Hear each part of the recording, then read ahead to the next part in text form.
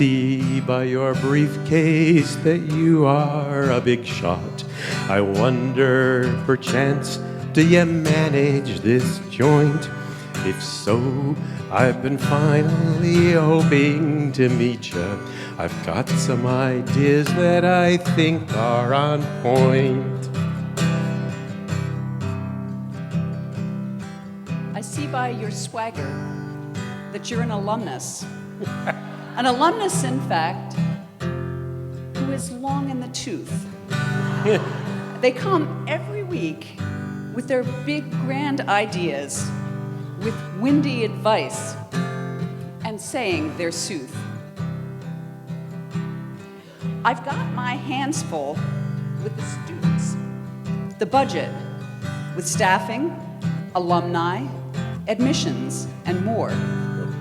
Dining hall menus, a shortage of ice cream. So what's your idea that I cannot ignore? Well, I wonder, oh Allison, if you might be willing to play a game and meet our fine class.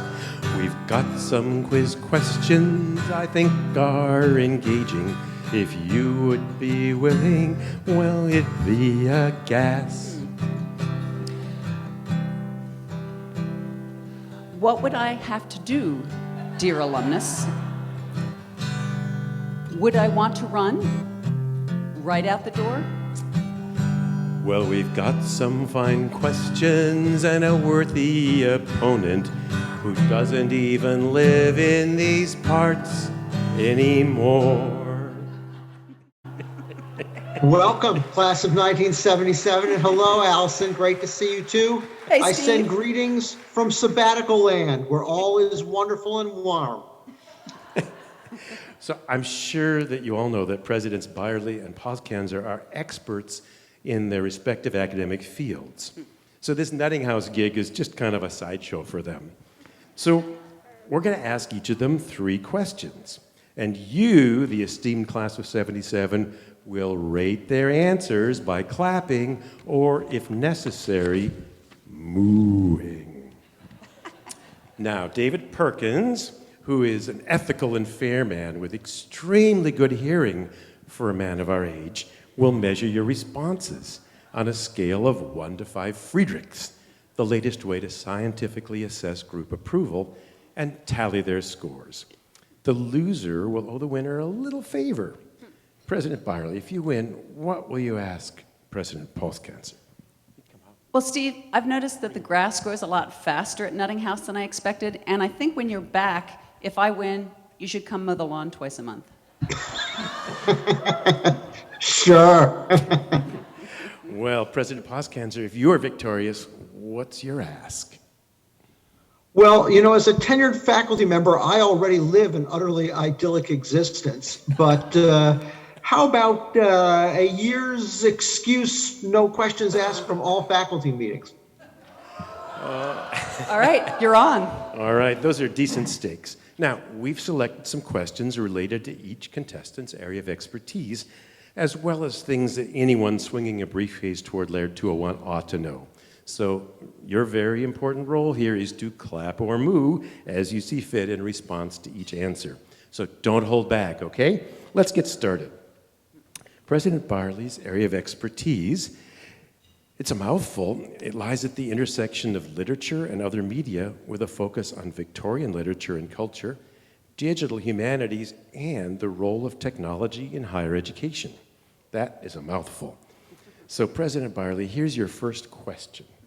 Please describe how the Etch-a-Sketch has impacted Carl's over the last 50 years. Wait, that doesn't sound very Victorian to me. How the Etch-a-Sketch has impacted Carl's over the last 50 years. Well, it's given them an opportunity to exercise the creativity that we know Carl's are always engaged with. It has given them the opportunity to be early adopters of technology that in many ways prefigures the computer. If you think about the ways in which Carleton's computer science program was really on the cutting edge of new technologies, I think those of us who remember when computers were new remember that one characteristic of those computers is that things disappeared from your screen very quickly, which is also true of an Etch-a-Sketch. So I think good preparation in every aspect of life for Carls.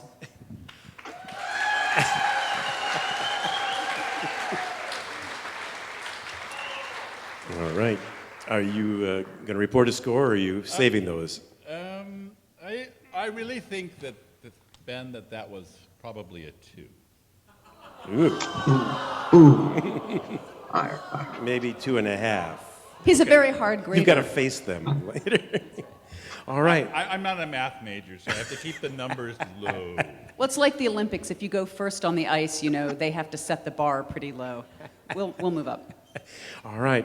President Poskanzer, we understand that you're looking forward to a return to the classroom in your field, political science, or as many people call it, poli-sci. So let's explore the rich area of poli. Please explain how parrots first came to say, Polly wants a cracker. So I know that everything that we think about pirates can be traced to Robert Louis Stevenson's Treasure Island, like all the stereotypes of pirates.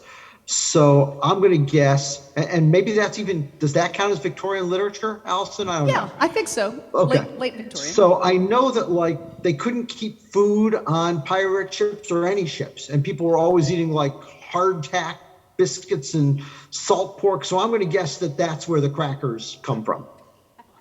All right, thank you very much.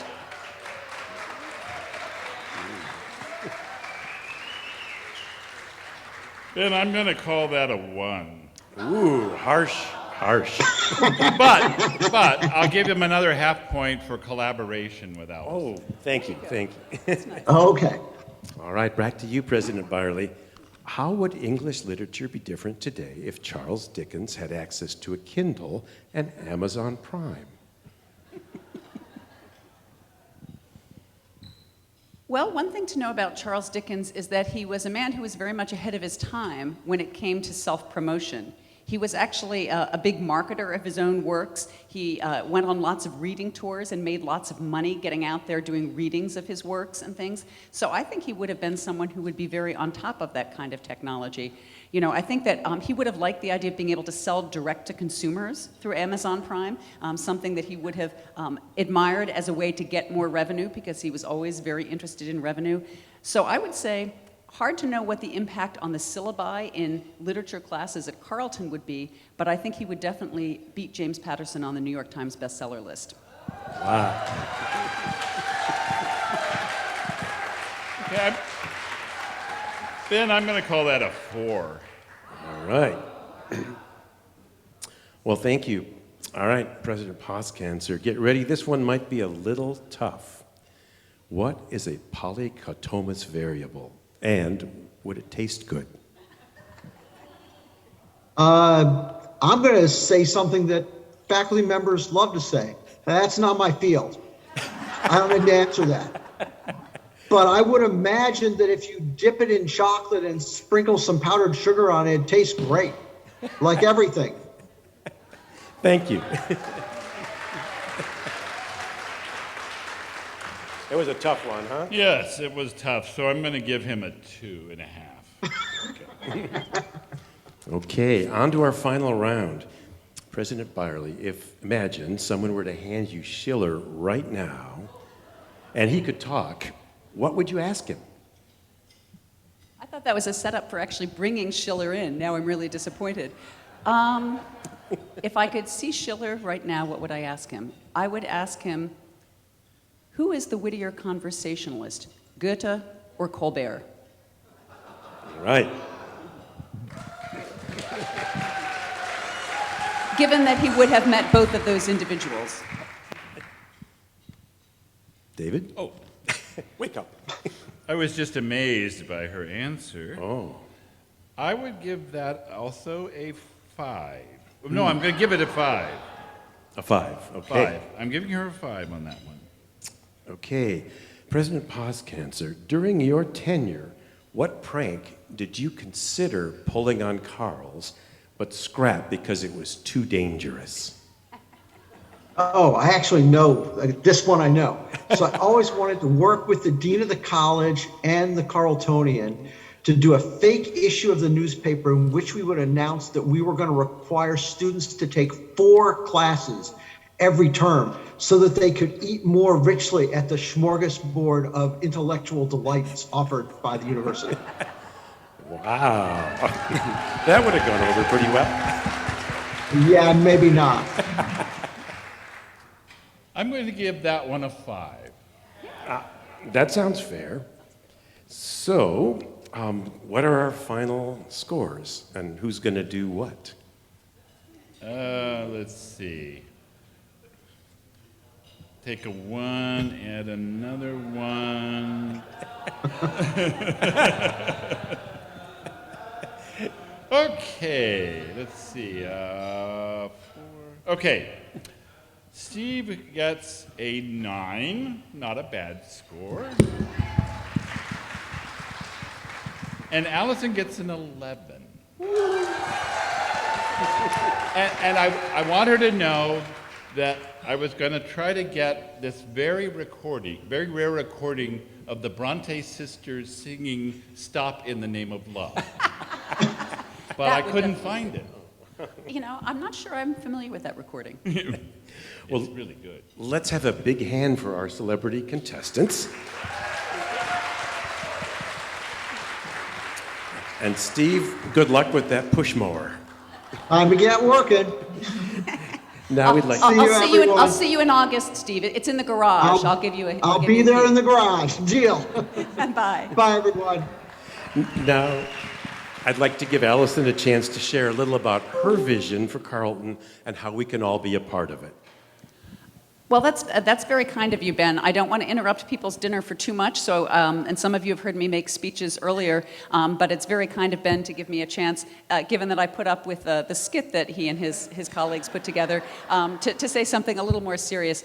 So I do just want to say how much I appreciate the dedication of your class to being part of this experience, and to say that that's very much a part of how I think about the strength of Carleton in the future. You know, one of the things that is really remarkable about Carleton, and a couple of you have heard me say this in the past, is that the dedication of alumni, you know, really gives us the opportunity to build on all of the ways in which you contribute to Carleton. In some cases, that might be through your contributions to the annual fund. In other ways, that's supporting internships, supporting externships, supporting the admissions office, or just being a great advocate for Carleton wherever you go. If you are in your office, in your place of work, I hope you have a Carleton mug sitting on your desk so everybody knows you went to Carleton. I hope when you go to the gym, you're wearing a Carleton t-shirt, because nobody is a better advocate or advertisement for Carleton than our fantastic alumni. And so as we think ahead to what's next for the college and the planning processes that we're going to be setting in motion, you know, we think about all of the ways in which we can continue to build on the tremendous resource that our alumni represents. And so, you know, the kind of commitment and also just the kind of fellowship and friendship that's represented in this room and the work that you all put into putting this event together, you know, is something that I find truly inspiring as president. So thank you all for being here, and thanks for having me tonight.